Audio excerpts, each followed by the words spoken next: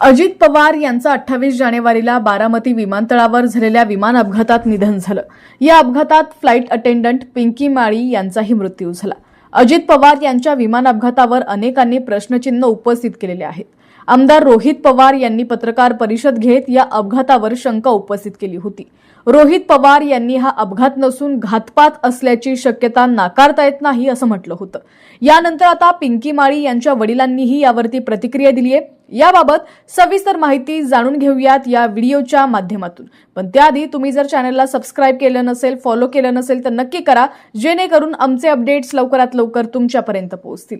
पिंकी माळी यांचे वडील शिवकुमार माळी यांनी म्हटलंय की रोहित पवार यांचं प्रेझेंटेशन पाहिलं, मी त्यांच्या मताशी सहमत होतो। घातपात होऊ शकतो। माझी मुलगी दादांसोबत 5 वेळा विमानात प्रवासाला गेली होती। याआधी 4 वेळा ब्लॅक जेट होते, आताच व्हाईट जेट का वापरले असा प्रश्न शिवकुमार माळी यांनी उपस्थित केलाय। त्यामुळे ऐनवेळी विमानाची अदलाबदली झाल्याचं समोर आलंय।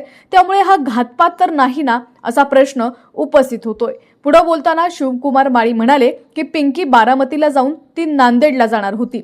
अपघातानंतर माझा जावई बारामतीला गेला, मी त्यांच्या नंतर तिथं गेलो, त्यामुळे आम्हाला बॉडी मिळाली, नाहीतर अनोळखी बॉडी म्हणून पडली होती। कंपनीने आम्हाला कोणताही संपर्क केला नाही।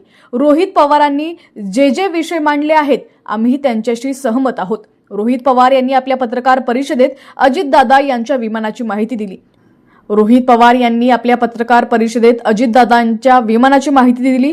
सोबतच त्या विमानात असलेले पायलट, विमानाचा प्रवास, बारामतीचं विमानतळ, विमान प्रवासादरम्यानचे हवामान अशा अनेक अँगलनी त्यांनी भाष्य केलं। तसंच दादांसोबत घातपात झाला होता अशी शंका उपस्थित करताना त्यांनी काही दावे केलेले आहेत।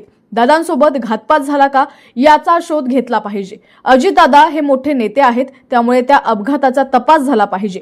27 जानेवारी रोजी मंत्रिमंडळाची बैठक झाली, त्यानंतर 4 ते 5 तास मी काम करेन। माझ्या पक्षाचे काही नेते, अधिकारी भेटणार आहेत, मी त्यांच्याशी चर्चा करेन, त्यानंतर मी मुंबईला जाईल असं अजितदादांनी सांगितलं होतं। तसं नियोजन होतं असा दावा रोहित पवार यांनी केलेला आहे।